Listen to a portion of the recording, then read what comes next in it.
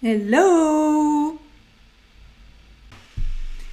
Bonjour, donc aujourd'hui nous sommes le vendredi 2 avril, c'est le deuxième jour de mon challenge. Donc j'ai décidé de vous parler de technologie. Alors pourquoi la technologie? Tout simplement parce que on baigne dedans, on vit avec, elle est autour de nous, elle est dans notre poche, elle est autour de notre bras pour certains, hein, elle est dans tous les appareils qui nous entourent. Et c'est très bien comme ça, dans le sens où effectivement cette technologie nous rend de multiples services. Mais jusqu'à quel point? Parce qu'en fait, là, il y a une question.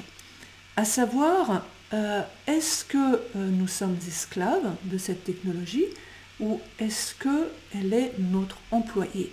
Est-ce qu'elle est à notre service? Est-ce qu'on est capable de répondre à ça? En fait, il suffit de se poser une autre question. Est-ce qu'on sait décrocher? Est-ce qu'on sait éteindre notre téléphone, notre ordinateur? Est-ce qu'on sait partir en ville, partir en balade, en vacances, en week-end, en montagne, sans avoir le portable dans notre poche, dans notre sac? Parce que finalement, ce portable, il est devenu finalement une extension de nous-mêmes. On a notre vie dedans. Maintenant, les smartphones nous permettent de nous connecter à Internet. On peut les utiliser en GPS, on peut les utiliser pour communiquer. Finalement, on devient quasiment autonome. On est notre smartphone et nous. Quelque part, on s'en rend compte surtout en ce moment où tout le monde est un petit peu enfermé, que l'on se passe quasiment des gens parce que on communique à travers cet outil.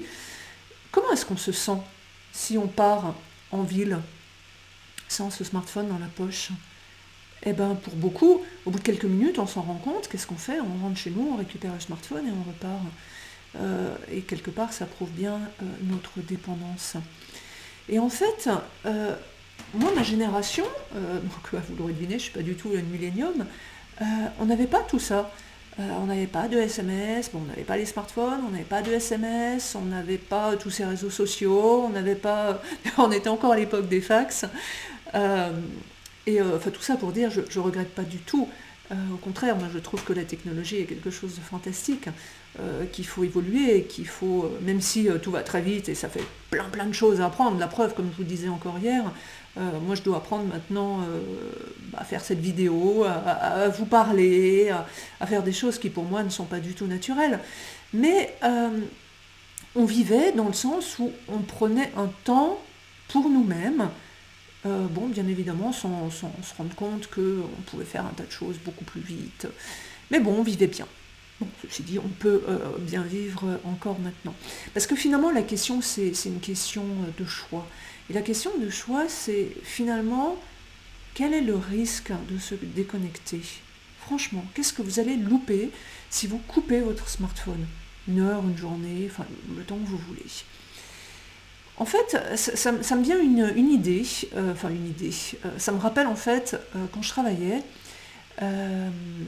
j'avais une collègue qui rentrait de vacances et on s'est vite rendu compte que ses premiers jours, elle arrivait à la même heure, elle partait à la même heure, elle prenait ses pauses et puis elle était alors méga super zen. Et au fil des jours, la semaine qui passait, on n'avait pas forcément des réponses aux mails qu'on lui avait envoyés pour avoir des réponses donc à son retour.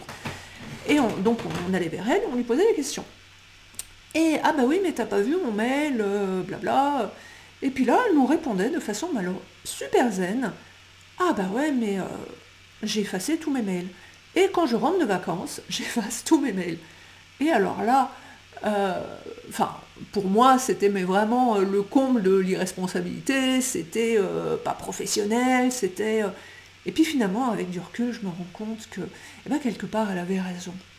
Et pourquoi elle avait raison? Tout simplement parce que, effectivement, s'il y avait quelque chose d'important, les gens reviennent, ou les gens l'auraient appelé, ou de toute façon, elle aurait eu l'information d'une façon ou d'une autre, qu'elle a peut-être loupé à ce moment-là, mais parce qu'elle avait d'autres priorités. Et en rentrant, elle a d'autres priorités, à savoir qu'elle a le choix. Et elle a le choix de savoir qui décide, la technologie ou elle-même. Et la technologie, là en l'occurrence, c'est finalement de perdre son temps à éplucher des mails, à trouver ce qui est important, ce qui n'est pas important, et à perdre son temps justement sur ce qui n'est pas important. Et là, je reconnais que c'était une bonne stratégie. Parce que finalement, elle décide elle-même de ce qu'elle va faire de son temps. Donc là, pour revenir à la technologie, au smartphone, en fait, c'est pareil. Est-ce qu'on décide vraiment de ce que l'on fait de notre temps? En fait, il y a un chercheur qui a fait une étude avec un groupe de PDG, d'entrepreneurs, des gens qui prennent plein de décisions. Et il leur a proposé de se débrancher complètement. Et en fait, ils ont vite découvert que à se débrancher comme ça, derrière, ils augmentaient leur bien-être. Déjà, ils amélioraient leur sommeil aussi. Ils amélioraient aussi leur relation avec les gens. Parce qu'en fait, ils devenaient plus disponibles. Et ils devenaient aussi plus disponibles dans le sens, quand on n'est pas toujours submergé par les ondes, la technologie, il faut aller vite, du coup, on s'ouvre à un tas de choses. Et à s'ouvrir à toutes ces choses, finalement, on prend du recul et on ne se laisse pas envahir et on revient donc sur cette notion de choix. On se rend compte aussi finalement, si vous lisez quelques biographies des grands de ce monde, que tous ces gens-là, pour faire face à toutes les sollicitations, pour ne pas être stressés en permanence, parce que quelque part, le stress développe des maladies, c'est prouvé, c'est reconnu, en fait, on peut vite se rendre compte que tous ces gens-là ont des routines. Et ils prennent du temps pour eux.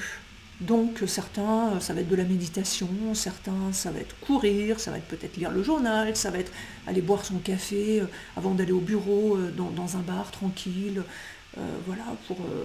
quelle que soit la routine, après à chacun de trouver sa routine. D'ailleurs, ça me fait penser à la dernière entreprise, non, l'avant-dernière dans laquelle je travaillais, on avait deux hauts responsables, qui avait ses routines. Entre autres, il y avait mon chouchou, vraiment quelqu'un que j'adorais, qui lui allait courir tous les matins. Alors qu'il pleuve, qu'il neige, qu'il vente, qu'il fasse chaud, qu'il fasse froid, il n'y avait aucune excuse.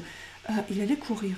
Alors s'il y avait quelque chose, je sais pas, un conseil d'administration, une grosse réunion en entreprise, il allait courir plus tôt, mais il allait courir.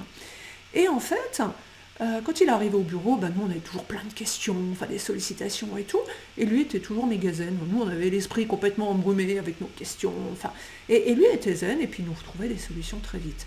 Vraiment quelqu'un d'adorable. D'ailleurs, plus de 60 ans, il faisait des marathons. Bon après, il ne s'agit pas pour nous tous de faire des marathons, mais disons que c'est juste pour dire qu'il avait cette routine. Donc là on pourrait dire il a ADNisé cette routine. Il l'a en lui qui fait que il se trouve pas d'excuses. Parce que quelque part, il ne s'agit pas de se trouver l'excuse. D'ailleurs, à cette époque-là, aussi notre PDG, lui, ce qu'il faisait, alors ça c'était trop drôle, c'est que, d'ailleurs ça nous scandalisait, mais maintenant, une fois encore, avec du recul, je vois plus du tout les choses de la même façon. Alors lui, il jouait aux jeux vidéo. Alors bon, comment est-ce qu'on faisait ça? Parce qu'évidemment, son écran on ne pouvait pas voir son écran. En fait, il avait des bureaux, on avait des bureaux avec des portes en verre, et les personnes qui avaient leur bureau, eux, proche du sien, ils entendaient les bruits. Et alors, c'était trop drôle, parce qu'en fait, je me souviens plus quel jeu ils jouaient, les jeux de ce moment-là, qui étaient... Et une fois encore, je parle quand même de quelqu'un qui avait plus de 50 ans, mais il jouait à ces jeux pendant 10 minutes, un quart d'heure, donc c'était sa pause, en fait, c'était sa pause des connexions. Et alors là, vous allez me dire, évidemment, c'est une pause des connexions dans la technologie, mais bon, c'est vrai qu'après, dans son bureau, c'est vrai qu'il aurait mis les pieds sur la table avec un bon bouquin, je pense que ça aurait été peut-être moins discret. Mais bon, disons que tout ça, c'est pour dire que là, il utilise en fait la technologie pour se déconnecter. Donc finalement, on en revient à la question, est-ce que la technologie est notre employé ou est-ce qu'on en est esclave? Qu'est-ce que vous faites tous les matins quand vous vous réveillez? Quelle est la première chose que vous faites après avoir ouvert les yeux? Est-ce que c'est jeter un coup d'œil à vos messages? Est-ce que c'est scroller sur les réseaux sociaux?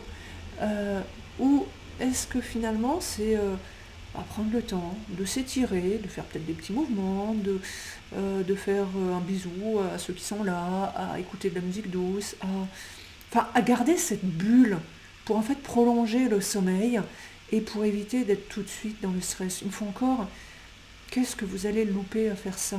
Finalement, vous n'allez rien louper, vous allez gagner. Vous allez gagner en bien-être, vous allez gagner en sérénitude, en zénitude. Qu'en pensez-vous? Alors, qu'est-ce que vous faites? Ben, moi le choix il est fait. Moi c'est clair que les portables sont bannis de la chambre. Bon, déjà pour une question d'onde, mais parce que je veux un réveil en douceur. Donc voilà.